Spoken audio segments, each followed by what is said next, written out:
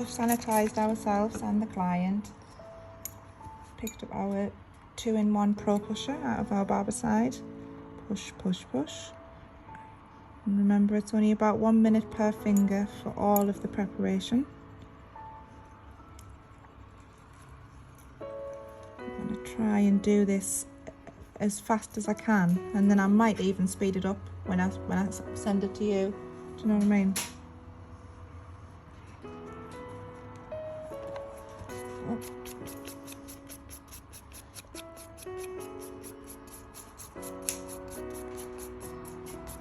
Taking off the surface shine. And you probably noticed when you took the corners off, it's a little bit easier. You want to really round off the corners. And whether you're doing tips or you're doing it sculpting, it's always the dehydrator and the primer before you apply your tip. And then watching the surface shine disappear and back to a cloudy finish. With the primer, taking it off the brush and scrubbing it into the nail, not allowing it to touch the cuticle. Right, here's the magic here. Pull back a little bit. That's it.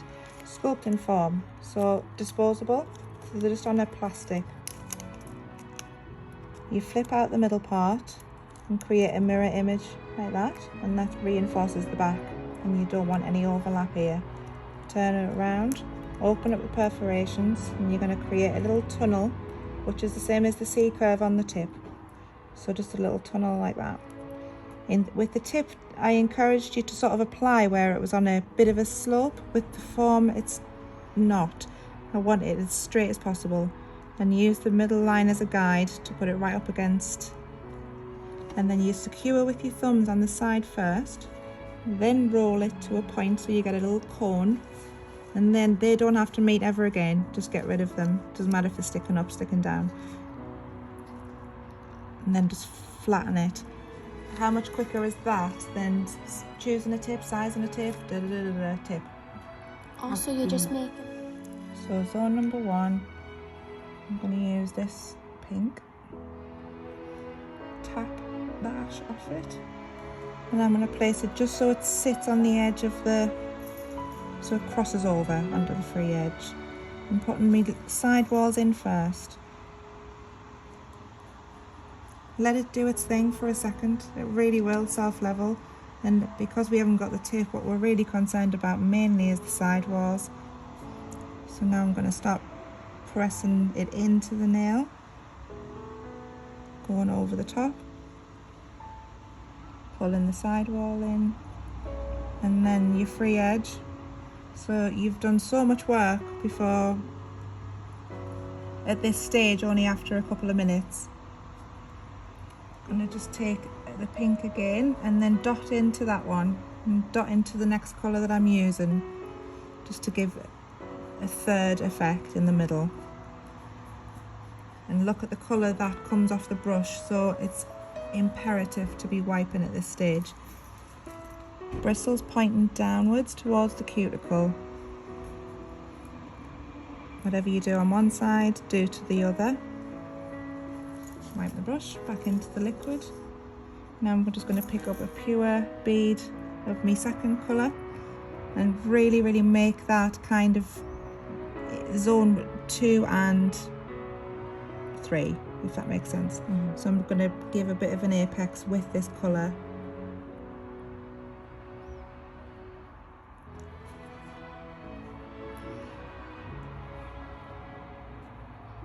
And just keep looking back at your side walls, because you won't really need to do much filing if you get it, the side walls nice and straight with the brush.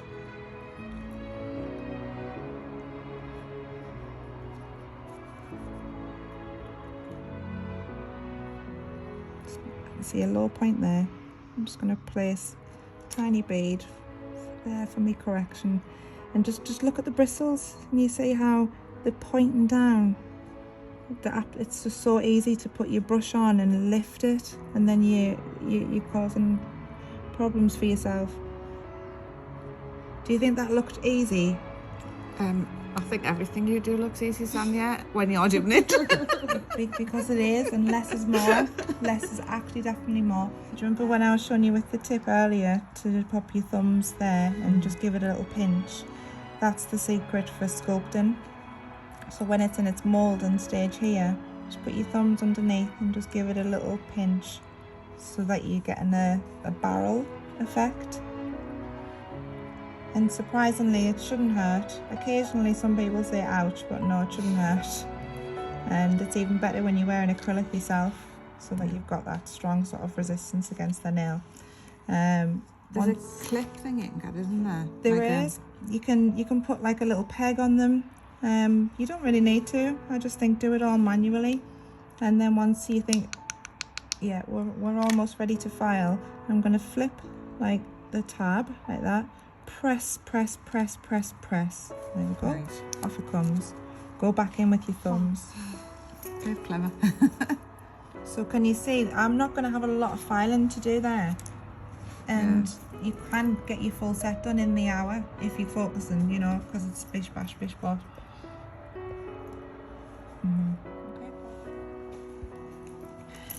So I've just sanded, but I'm not going to buff because I want it to actually be a tacky surface. So I'm just going to run a tiny bit of monomer across the nail, just a tiny bit. And just as a little tip, be careful. You don't want your brush touching the client's skin ever, ever, ever.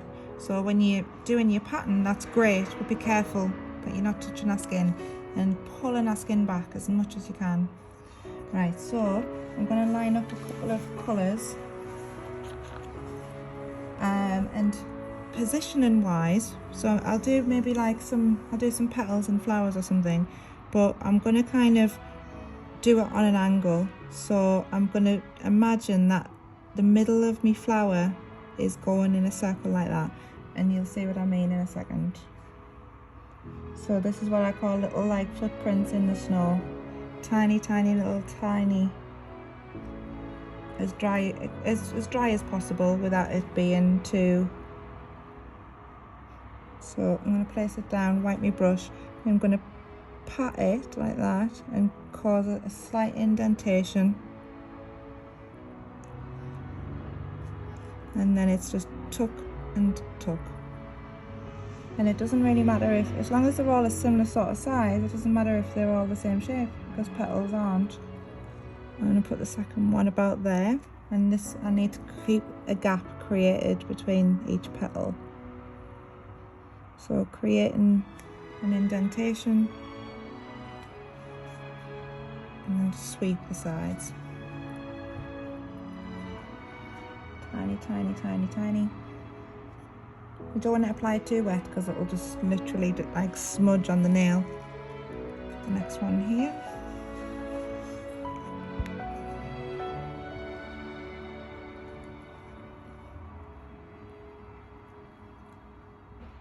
Pull the centre out.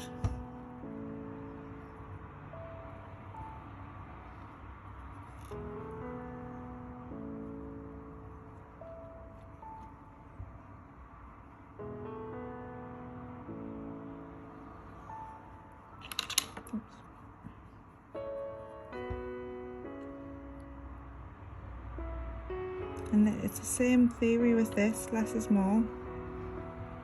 You start messing around too much with the brush and you lose your flow a little bit.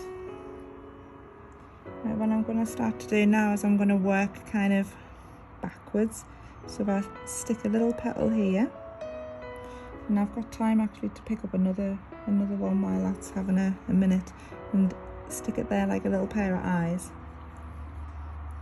And then keeping my brush to a point, create an indentation into that one, and an indentation into that one. And then I want the smallest one possible. Just take that liquid off my brush. That's why it's good to work with lamps.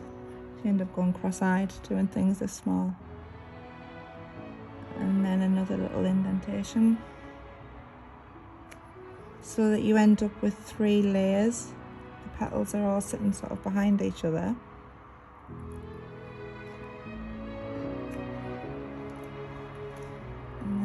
and you, with your colours, like imagine I had 3 different greens or a yellow and a green, I could literally go dap, dap, dap, and then you get more depth to whatever you're doing. So this is just going to be a leaf, so I'm just going to carve the middle of it out, pull it down. Look how easy that was. I could faff about, I could put extra little, you know, indentations in it, like decorating a cake.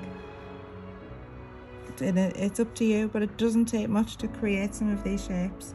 And because we've stuck a leaf on, I'm going to stick another tiny little leaves in the background, so that one will just sort of sit there.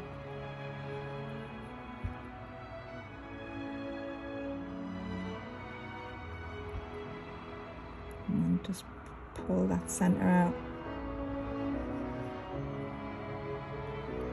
Right, now I'm going to pick up just any acrylic will do. So I'll just pick up this pink, and we've already discussed that we're going to use, what colour should we use? Probably silver, do you think?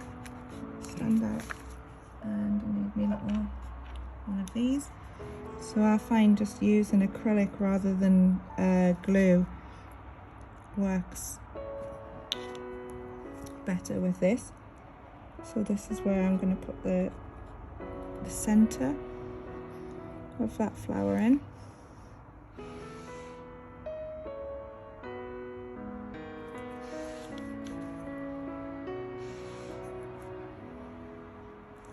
And then another little dot there, another one here.